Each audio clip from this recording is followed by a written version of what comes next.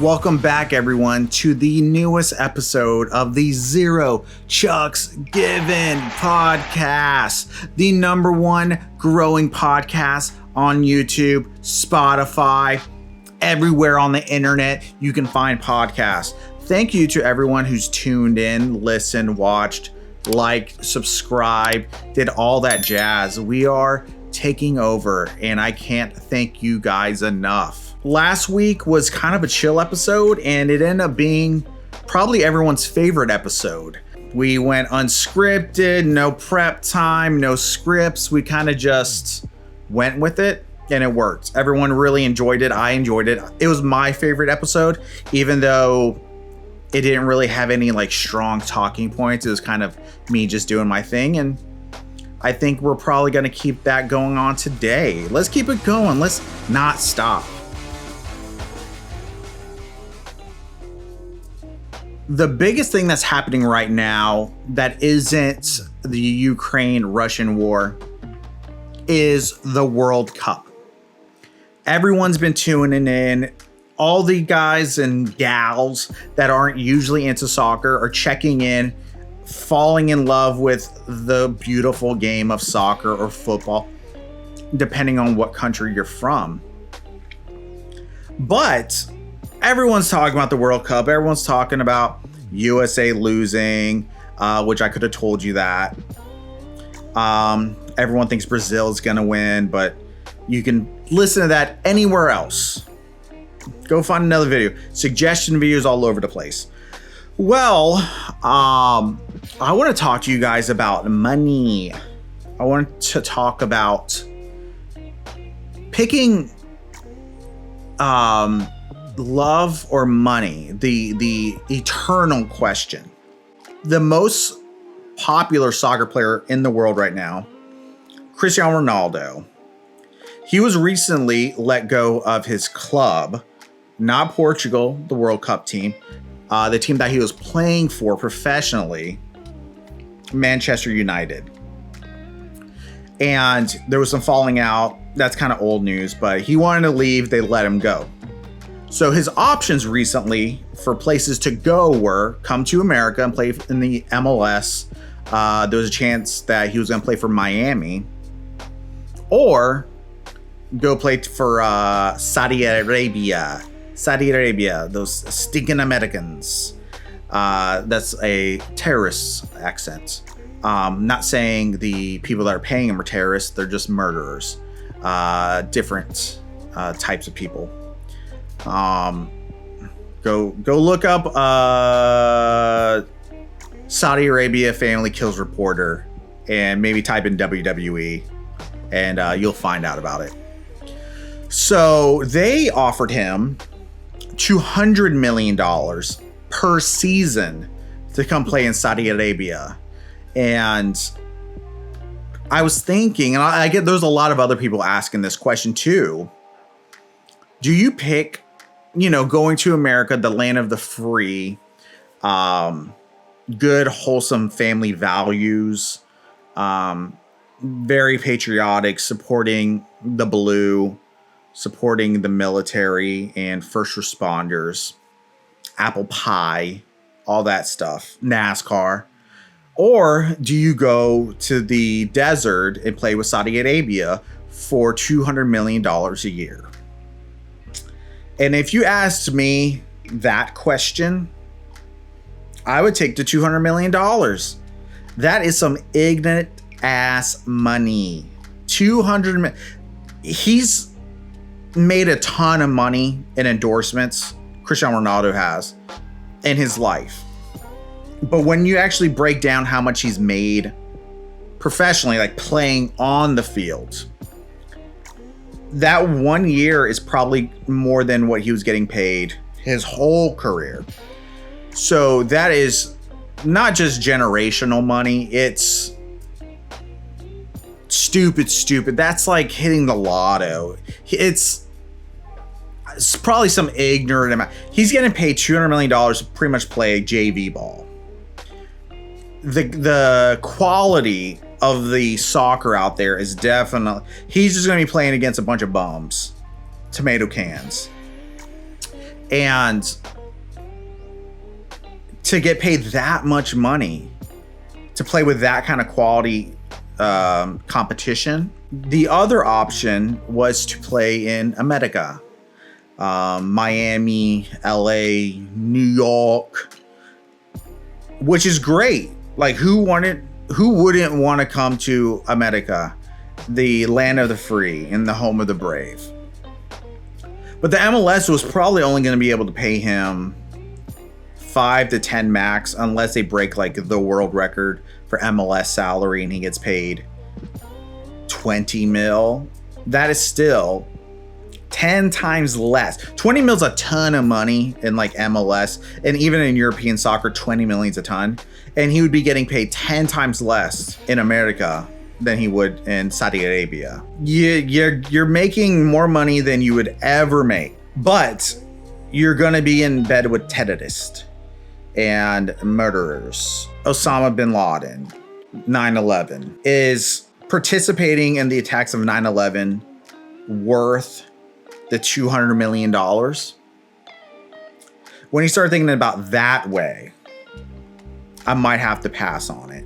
But if for whatever reason this group of Saudi Arabia people aren't a part of the 9/11 terrorism plots or killing that reporter, which I believe was the Saudi Arabia family, his name was,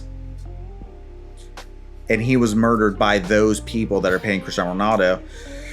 It gets you thinking, man, and you might have to pass upon that ton of money. I might have to go to a different country, like Russia. Our next topic was a highly requested one. If you know me, I'm a sponsored fitness model. Not lying, serious. And I guess I'm, if I'm being, completely transparent, being an influencer, you kind of naturally become a fitness influencer. Obviously, like when I go into a room, I'm probably like the biggest dude in the room. Look at that.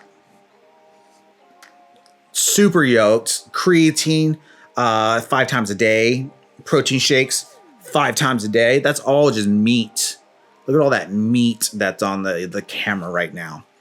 So, me being such an influential person in the fitness and supplements, heavyweight lifting, powerlifting community, my phone was blowing up with the news that happened this week of Liver King admitting he does steroids. And this is for all the bros out there who are really into like masculinity and like hunting and primal stuff and working out. There might be some chicks out there that are into that too. The news broke that he does take steroids, which is the least shocking story of the year. If you know anything about bodybuilding, if you know anything about fitness and kind of bulking up, getting that meat on you, you knew he was on it. The way his structure was, he had like quadruple D titties, super red skin. It was like super low body fat.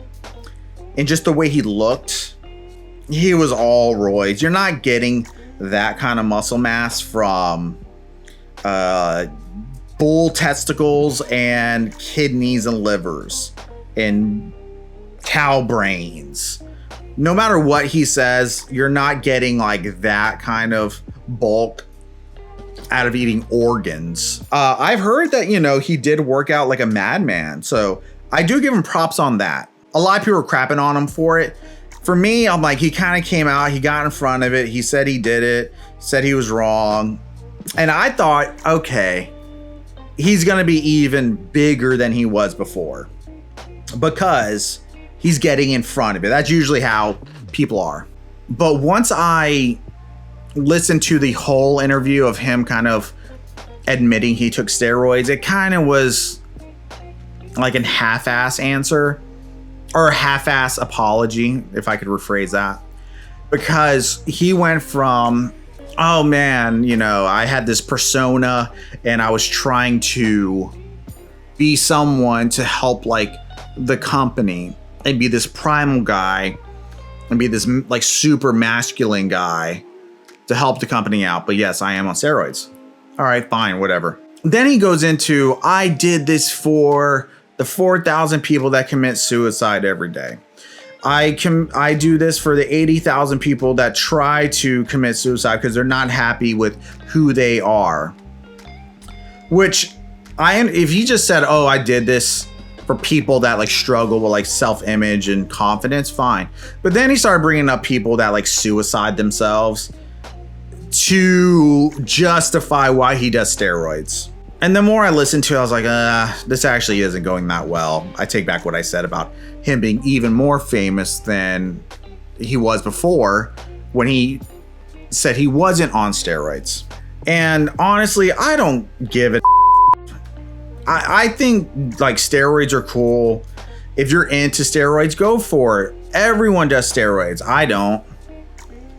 But I don't need them because I got so much freaking mass on me right now that I'm always in a bulking stage and I refuse to cut, so I just get like super bulky. Like, look at these freaking granite forearms of mine.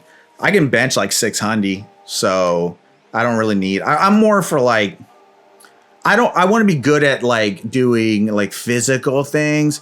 I don't want to be good at just exercising, you know? I gave up my modeling career a while ago, so now let me do like dad things. You know, if my children, a log like tree fell on them, I want to be able to like lift it up and throw it over and save my children. Or if I have to like, you know, that metaphor of like, oh, if someone's on a cliff and you can only save one life, you know, you have to pick. Well, being like a super jacked, beefy dad, I'm just going to save both their asses. I'm going to save both of them. So if that's what Liver King's going to do, that's what Liver King's going to do, man. Do your steroids. You should have said, yeah, I do steroids and off. So I do steroids. Big deal. He should start selling steroids. And the FDA should make steroids illegal. Not make them illegal. They should make them legal. We got to get that ephedra back in hydroxycut. We got to get that good stuff. The stuff now that you go buy at like GNC in the vitamin shop, that is just green tea extract and caffeine and whatever. We need to get that good stuff back in there. The stuff that makes you like wild and start like, you know, seeing shadows where shadows aren't really there and hearing voices in your head. That'd be great. If we could get back to that, then America would be healthy. And a healthy America is a good America. One thing I want to talk about and get it off my chest, an issue I'm having right now with the way the world's going. It's not about, you know, the sensitivity of the liberal crowd.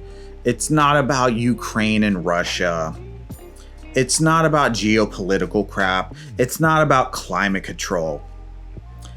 The giant issue I have with the way the world's going right now is AI. I can't freaking stand it. And I think it's going to be the end to a lot of things. Singularity is 10 or so years away where AI becomes so advanced that it pretty much just takes over everything we do. You'll lose your job. You'll lose the ability to drive. You'll lose the ability to do this, do that, because the Matrix is finally taken over. And all that to say, the reason I bring up AI right now and my hatred for it, there is a trend going on right now called Lensa AI or whatever it is. I'll dub myself over if I said it wrong. There's a trend going on. If you're on Instagram, you probably see it all over the place where people are posting up these AI generated graphics and artworks and paintings and drawings and 3D models of themselves. AI generated art has been kind of exploding for the last year, and just seeing everyone just, if you're getting what you want out of it, fine. But now I'm gonna sound like one of these freaking wussy ass service people who complain that the machines are going to take over my job at McDonald's. And I guess I'm in the same boat where I was like, hell no, they don't deserve $15 an hour. Put that robot in there. I'll order off a freaking machine to get my McDonald's, my Big Macs and double cheeseburgers. Well, now, this Lensa AI app, you upload 10 images of yourself, 10 to 20 images, whatever. It scans it and then creates, I heard like 100 images of these like world-class paintings, models, sketches, like all this different like art styles within minutes. And I've tested out other ones and some of them do them in seconds. So this AI is doing better artwork than world-class painters, artists, illustrators, whatever, can do, will do, and have spent their whole lives training to do, all within a few seconds. The stuff they're doing, I would never be able to do, and the AI is doing it in seconds. Where the money comes into play, if someone said, hey man, I need like 10 awesome composite images of me as like a superhero, but they need to be awesome in different styles and whatever, I would charge them like $1,000 or something, right? You only have to pay $10 for this app to get 100 images that look amazing. This is the death of graphic and digital creators, graphic design, digital artists. We're all done, man. Eventually, you'll get an AI that can whip up a website for you. There's gonna be an AI that is going to be able to like edit for you and direct for you and 3D model and create movies. You're gonna get to a point where you'll be able to say, hey, I wanna make a character that looks like a short green monster with a giant eyeball. And then it'll create it for you. It'll whip it up for you. Then you'll be able to like, they'll like, hey, what do you want to do with it? Like, do you want it to like jump, dance, sing? And you'll be able to create like a Pixar movie by just typing in a few keywords. And it just does everything for you. You won't need a team anymore. You won't need artists, training, benefit. It just gets right into like the argument against AI and robots because they don't have to sleep. They don't need healthcare. They don't need breaks, blah, blah, blah, blah, blah. And seeing this trend that's happening right now with Instagram and these digital mock-ups of people, dude, it makes me sick to my effing stomach because we're all going to be out of a job very soon. Retouchers, we're kind of getting screwed because there's all these face apps that you can make yourself skinny, clear skin, big eyes, change your... That kind of took over a few years ago. And that used to be a market for people where you could become, you know, like a fashion photo retoucher. And now for kind of like the quick, you know, shoot and go kind of things, there's apps now that do it all for you. Now we're getting into like fine art. And there's AI and apps that are able to create world-class fine art designs and paintings out of thin air that looks better than everything else out there. Now they're able to do it with specific things like your face. You can be a superhero, you can be a hybrid gorilla, you could be flying, driving, different color, cape, star eyes, whatever, and do it, and it does it really good. It's not looking good, man, and it's taking out my industry right now. Eventually, it's going to come for your industry. And then after it takes over everything, I don't know what the hell's going to go on. We need to be the resistance. Terminator reference. We need to be the resistance because it'll take over and then we literally become useless. Being humans, man, we need purpose. If you have an app that can do all of it, life's gonna fucking suck. On a extremely lighter note, Spotify Unwrapped happened this week, and it's early Christmas for me. I get more excited about the Spotify Unwrapped like unveiling more than Christmas. It is like what I've been working for all year. The bands I support, the bands I listen to, the songs I listen to. I get my big unveiling. Spotify gives me this gift and I love it. This year wasn't too much of a surprise. If you know me, I'm a gigantic fan of Dance Gavin Dance. Well, they released a masterpiece this year called Jackpot Juicer. It was perfect. It was a breath of fresh air. I wasn't too happy with the last album. I don't know why. It had some good songs, but it wasn't my favorite. So I listened to that religiously, and that was my band of the year, album of the year, all that. They've won like almost every year for the last like 10 or 12 years. My songs were a little bit different. Those were a little bit more underground. Youth Fountain Worried won my song of the year, which probably isn't a surprise because when I first listened to it at the beginning of the year, I told my brother that if they're on there, it's probably because of the repeat listening I did in January, because I listened to it nonstop on our trip to Colorado. It was the only album I had playing the whole trip, and I listened to that religiously. Speaking of pop punk, the Decade of Domination, you might have to put that in there with the 21 and No Undertaker, 14 or whatever, No Dolphins, The Perfect Season. My pop punk, my genre of the year has not been anything besides pop punk for the last like 10 years. And it's probably Midwest emo has flirted with taking that top spot, but there is just so much good pop punk out there that I don't think anyone's ever gonna top pop punk. I'd be shocked if anybody ever beat pop punk. I can see a year where Spotify gyps my pop punk thing and it's like rock was your top, category, but until then, man, I don't know when pop punk's gonna get replaced. Pop punk is in my blood. What is it? Shooting up. Shooting pop punk right into my veins. I was shocked how many people had Dance Gavin Dance on their Unwrapped that have never like told me that they're a giant fan, but once I posted up that Dance Gavin Dance won, they're like, me too, me too, me too. Me Too movement.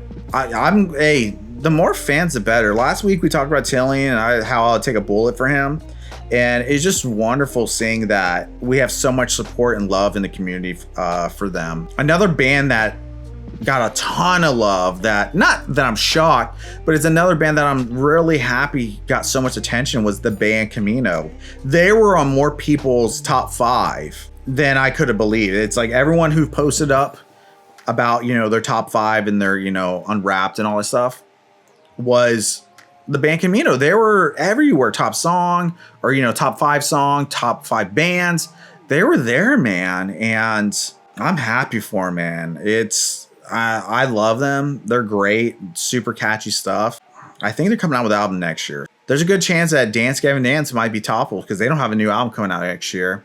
But the band Camino does, so we'll stay tuned and see in 2023 who's going to be the Chuckacious top artist of the year. One thing I wanted to talk about that isn't news related at all, but it's something that kind of popped into my head. This is something that is more of just kind of like a self-reflection thing, which I don't think we've kind of done anything like that since we started the podcast. It's nothing sappy like, oh, depression, mental illness, or mental health, none of that crap. I've been building up all my pages and I'm creating new pages for like the Zero Chucks Given that aren't Chuckacious. So it's like, okay, there's Chuckacious as a guy, But let's make the Zero Chucks Given pages. That way we can just flood all that with content, reels, shorts, and it's just all that just goes to a place. And maybe we can kind of expand our reach a little bit better, that there's a Chuckacious crowd and the Zero Chucks Given, and then we can connect them and blow it up. Cool. But as I was going through my pages, I went to the Chuckacious Instagram page to kind of see what I've been posting recently for the Zero Chucks Given, see if I was oversaturating it, not posting enough, whatever. And I was scrolling through and I was like, fuck, this is a mess. I realized from something that someone told me something recently. A lot of people were like, oh, I didn't know you painted. I just thought you did X, Y, and Z.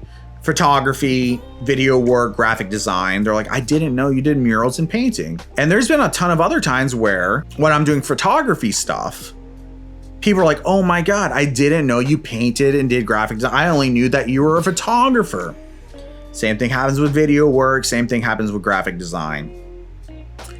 And it got me thinking, it's like, what does the world view Chuckacious as? Do they view me as a photographer who shoots world-class models, babes, big bands, all that stuff? Or do they view me as a world-class painter? And, I do these, grand pieces that just leave people speechless. Is that me? Or am I this marketing genius and this Photoshop, Illustrator whiz that can turn the dumpiest companies into Apple and Amazon and Google? Is that me? Is that what people think I am? What is everyone's perspective of what I do? Sorry if I'm getting a little bit, off the rails with it, but I'm really curious, how do you view me? Do you view me as a painter? Do you view me as, a graphic designer? Do you view me as a photographer? Or do you view me as this YouTube sensation and Chuckacious, the troll, is the person? And then he kind of just does, things on the side to get by. Because when I was on my page, I was like, okay, there's a phase where I'm a podcaster. Keep on scrolling. Okay, this is the phase where, I'm a photographer and I shoot beautiful women and make them, look like $1 trillion. And I scroll. And then it's paintings. And I'm like, oh man, look at these masterpieces. Da Vinci and Picasso would be rolling in their graves to have my talent. And then I scroll and then I get back into more photography. And I go in phases, but it's fuck, I know you're supposed to kind of pick a passion or pick a talent and just roll with it. But if I could be honest, I'm really good at all of them. It's not just a jack of all trades, master of none. I'm probably in the middle of that. I'm better than just a jack of all trades, but I probably am not a master at everything that I do. I'm not filming Oscar movies right now. I'm not doing YouTube videos with Mr. Beast or PewDiePie. I'm not shooting Brad Pitt for the cover of GQ. But I'm a stone's throw away from all of those happening. Question to everyone, so you can help me freaking sleep at night and kind of figure out where I am in this world and how people view me, is if there's one thing that you know me for, if there's one thing you know Chuckacious for, what is it? Comment below, share, message me, do all that crap. And help me figure out who I am, because maybe I'm having a midlife crisis and I don't know if maybe I'm being so hard on myself because I haven't done enough. Help me out, man, before I start breaking down and start wondering if any of this is worth it anymore. We're all done. And I got that all off my chest, man. We went from me having to deal with, you know, the drama in the fitness world and me being in the middle of it. We talked about my existential crisis of AI taking over my career and putting me out of business. We went and talked about like how the world views me, man. We talked about picking family versus money and terrorists being in control of all of it. Was it a heavy episode? I don't know. Was it insightful? I don't know. But it was another episode. And another episode I promised I would make, because I said I would be here every week. And I am. And you guys are making it much easier. Oh yeah, I had that announcement that we crossed 30,000 views. Just on YouTube. That's not including TikTok and Instagram. We might be around like 50,000 views. We're trying really hard. And I would love for everyone to help us. But we're trying really hard to get 100,000 views on YouTube. Get that notification by the end of the year. January 1st, I would like to cross 100,000 views. So please share this. Repost this, because from what I heard, reposting it does help. If we have people out there saying, hey, check this guy out, and people jump onto YouTube, it helps me out a ton. So not just, you know, watching and liking, but share it, tell people, send them links, like help me out, because I need this. I need to be the cool guy who has 100,000 views in the first month. For everyone who's commented, liked, subscribed, added the TikTok, added the Instagram page, all that stuff, which I will link below. So definitely check that out. Make sure you hit all the notifications. We're all wrapped up with the Zero Chucks Given podcast. We'll be back next week. And until then, God bless and thank you. See you soon. Mwah.